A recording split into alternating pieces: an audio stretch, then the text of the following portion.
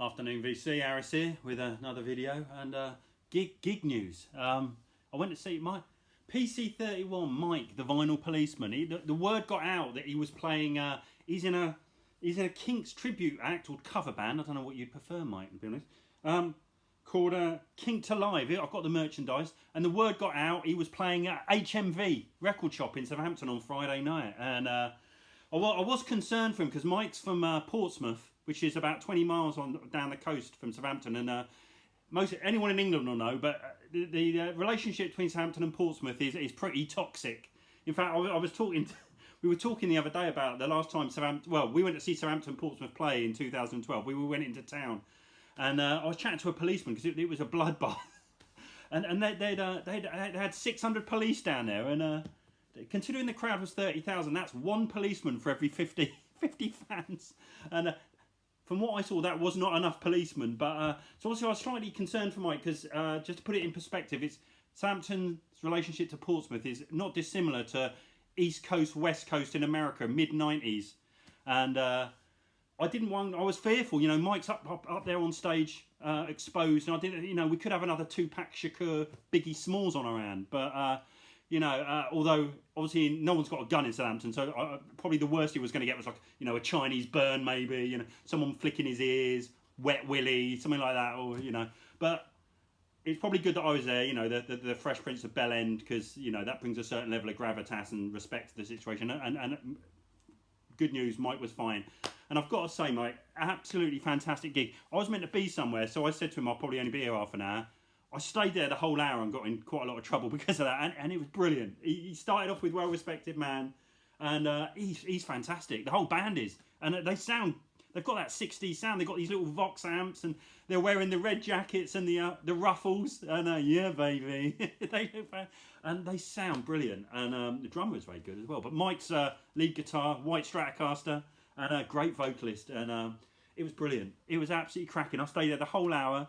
I swear, a crowd had gathered as it went along. The Japanese were loving it, and it was brilliant. So thank you so much for mentioning it, Mike, because I was so pleased to go, and I really enjoyed it. And I was singing along to every word. And if anyone ever gets to... And as I should also mention, and this should come as no surprise, Mike is as lovely as you'd imagine. A really nice chap. But it was brilliant. So thanks again, Mike. And if you ever get the chance to see Kinks Alive, I would recommend trying to do it because it is fantastic. It was absolutely fantastic. I stayed the full hour, and I walked home beaming, Mike. It was brilliant. But a few vinyl finds because I was about 10 weeks without a video. I'd accrued a few other things. So this was some other stuff. This was from Richard at the record fair. And Richard, I bought this off you about 3 months ago. I'm sorry, I've not shown it. I don't know why. This is fantastic. Rocky Erikson and the Aliens. Richard, who's also on the VC, he had this on for about 4 months, and then he put it in his bargain bin, which was half price. So he had this on for £10, and I'm looking at it, I thought, I've always wanted this record, and it's Rocky Erikson, who was in the 13th Floor Elevators, who were obviously incredible, best album, one of the best albums ever, Easter Everywhere. And then he got done for drugs, and they sent him, I think his lawyer pleaded insanity, and he got sent to this sort of recreational facility, which was full of like murderers and rapists and that, and obviously it didn't exactly help things. So Rocky Erikson had pretty much lost his marbles throughout the 70s. And then he bought this album out in the 80s called Rocky Erikson and the Aliens. And I was expecting, I've never heard it, bought it off Richard for a tenner, £10. And I was expecting it to be like some sort of a mad acoustic mess. And it's fantastic. It kind of puts me in mind of Cheap Trick meets sort of, I don't know really, it's sort of power pop with a bit of metal. It's brilliant, absolutely cracking. It's hooky as hell. Every song's an absolute rager. And although the music's sort of very upbeat, power poppy, just verging on metal, sort of power metal, I suppose. It's brilliant. I think most people in America, especially in the VC in America, would absolutely love this record. And the other thing is, got it home, put it on Discogs, and it goes for considerably more than £10. So Richard, I've thought of a way we might be able to balance that out. So next time I see you, I've got a little plan. So we'll sort something out. But yeah, this is fantastic. Very hard to find, and fantastic. Really good. Next up, this was from Oxfam, Killing Joke Follow the Leaders 10-inch single. Follow the Leaders is great. Off the lead single off the second album, What's This For? Sort of tribal keyboard, a bit of some electronics going on. Yeah, really pleased with this. Great, just played it. Superb. Again, another Oxfam one, although I've paid a bit for this. This is the 12-inch of New Order's Temptation. I saw New Order last Friday at the O2 in front of 23,000, and they were pretty decent, but they do miss hooky. But as you can see, I've played a lot for this. £17.99 for 12-inch, and I ummed and ahed, but I haven't got this, and I do prefer it to the Substance version. I think it's slightly more amateurish, and what I love about this, you can almost sense that New Order are making it up as they go along, sort of reading the instruction manual to the Casio tone, because sort of the beats speed up, slow down, and it sounds slightly messy, and but it's brilliant. Yeah, and there's like the emulators going off, and it's brilliant. But yeah, I love Temptation, and it's got I'm Hurt on the B side, which is also fantastic. But yeah, this is kind of getting harder to find now, and I think this is that run of singles, Temptation, Everything's Gone Green, up to Blue Monday. I mean, that Temptation, Everything Gone Green, I think are kind of more important than Blue Monday in a way. But I think I admire Blue Monday more and more as the years roll by.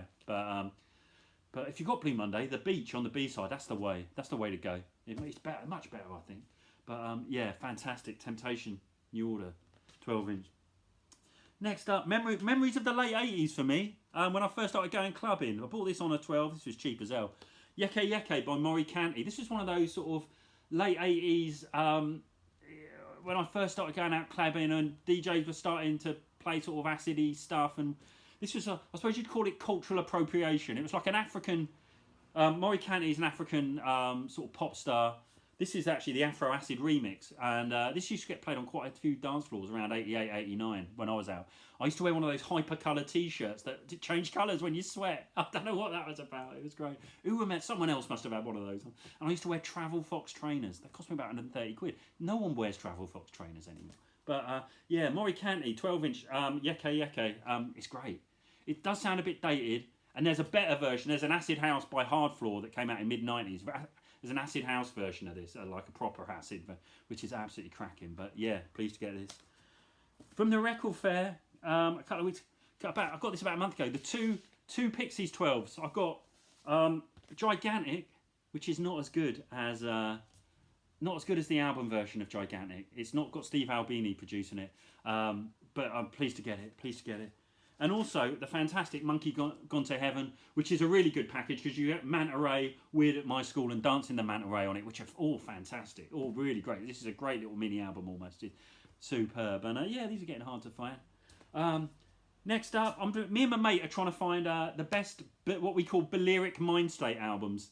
We're trying to get a collection of Balearic Mind State albums, which is basically records that were put out, say, on either as album tracks, or which weren't necessarily designed for the dance floor, but would sound absolutely incredible if you're in Ibiza at 3 in the morning and you're pinging your nut off, or in my case, probably swallowed the contents of your glow stick. And I was really pleased to get this because I've always loved this, and I love it more.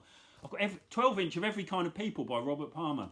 I think came out in '78, but this was like a 90s 12-inch because I think they re-released it in a club version. But thankfully, it's got the original of Every Kind of People on it, which is just a Balearic banger.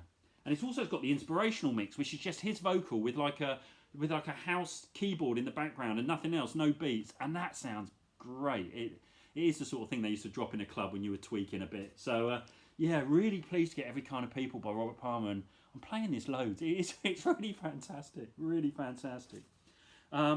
Next up, Boohoo Records in Southampton, next to the St Mary's football ground. Run by Barry, 82 now. He don't give a monkeys. He sold me a top opening stereo numbered copy of the White Album about 6 years ago for £10. That's on my life, on my family's life. He did, and I said, Barry, you're selling me this for £10. I think it's worth a few quid more. He said, yeah. Have you heard it? It's absolutely shite. There's no tunes.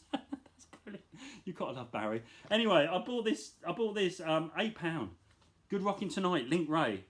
So it's just a collection. It's a bits and bobs. There's the big hits, Rumbles on it, and then stuff like the Swag, the Sweeper, Tijuana, El Toro.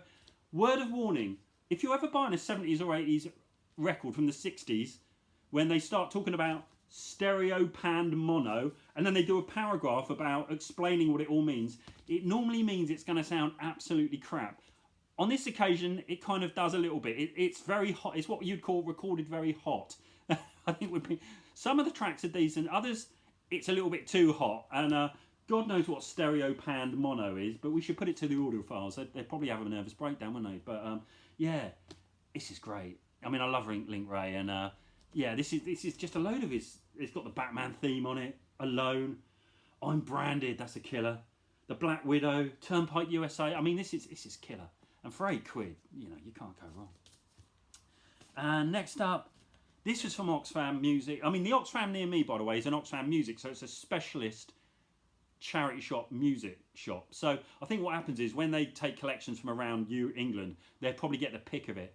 And this is, I was pretty chuffed to find this, and this was at a decent price. This came out in '81. I'm not sure how many people on the VC would have this, and I've never seen it shown. Came out in '81. This Heat, Deceit. They were in the '70s. The members of This Heat worked with Brian Eno as like just solo players, and I think Ray Manzarek from Roxy Music. Then they formed a band called This Heat, and it's really hard to describe.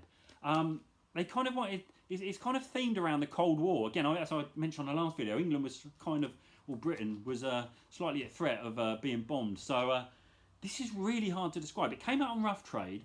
It kind of got lumped in as post-punk, but I think only because it came out in '81 and on Rough Trade, because really it's just a collection of instrumental soundscapes, tape loops, people screaming,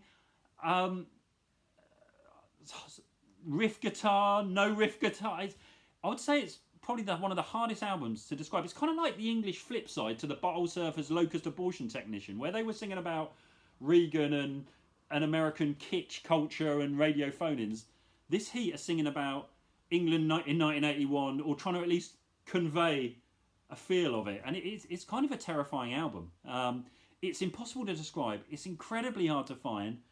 This was a great price, actually. I mean, it cost me a few bob, but it was probably about half Discogs, median. And but that Oxfam Music in Southampton is a fantastic shop. And people slag off charity shops. I'm not having it. We got some great ones near me. And this is fantastic and very hard to find. Deceit by This Heat, and it's a weird one. But yeah, it's pretty chilling at times and pretty bizarre at times. But yeah, so that's all my recent finds.